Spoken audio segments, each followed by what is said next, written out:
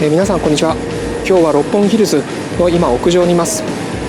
六本木ヒルズで、ヒーローズ浮世絵と刀の展示会がありますんで見に来ました。いやいつもの和の世界と雰囲気違いますけども、どんな浮世絵が見られるでしょうか。それでは一緒に行ってみましょう。レッツゴー。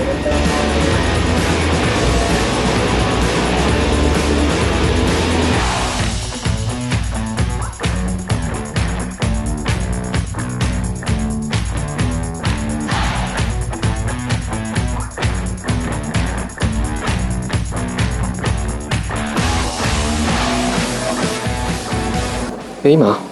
ヒーローズ展、武者たちの物語を見終わりました。いやこれまさに少年ジャンプの世界だと思いました。友情、努力、勝利というテーマの少年ジャンプですけども、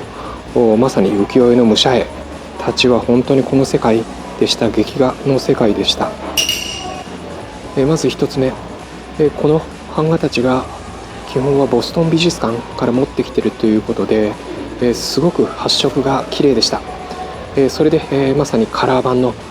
劇画の少年ジャンプと同じように見えたんだと思います。そして2つ目、物語のテーマ、これがまさにその当時はみんな知っていた、例えば源頼光、頼光、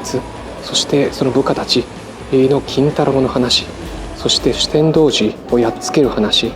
ろいろそういう話、そしてあとビッグコンテンツとしては何といっても源義経、そして弁慶という話、これが延々と続きます。で同じ義経と弁慶を描いたものの中でも、実は作家によって例えば歌川の国吉と国貞、国吉はすごく緻密に描きますし、国貞はこの目をもう思いっきりデフォルメして描くというような、同じ物語の中でも違い、作者により違いを感じました。そしてこの浮世絵、一人一人の登場人物の横に名前が書いているんで、おそらくその江戸時代の読者たちはこれ1枚多分数百円で買えたんで、まさに同じ物語でも違う作者で違うシーンを楽しんで見ていたんだというふうに思います。3つ目の特徴として、とても展示が立体的でした。立体的というのは、まず浮世絵がありますけども、浮世絵のシーンの説明に4コマ漫画が使っていたり、そして、実は例えば義経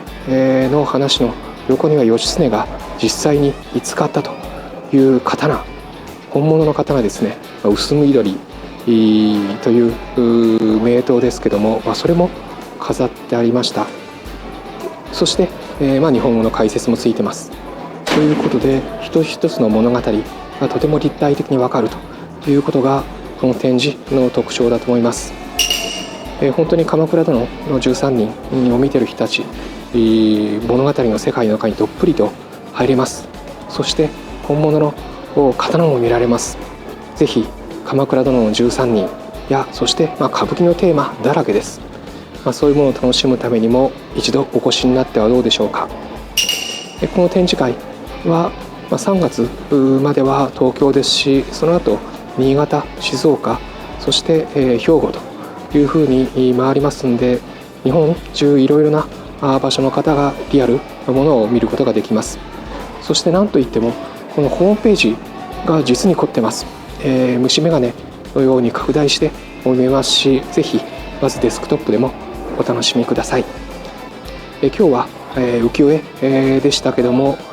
皆さんもこんな和風なものが見たいというリクエストがありましたら、ぜひコメント欄にお書きください。私が代わりに取材に行きます。それでは今日は六本木ヒルズからお届けしました。隣で梅津和夫展もやってるというかなりアバンギャルドな空間でしたけども、逆にそれがこのド派手なヒーローズ展にも似合っていたと思います。若い人もたくさん見てました。それでは一緒に和の旅を日本全国楽しみましょう。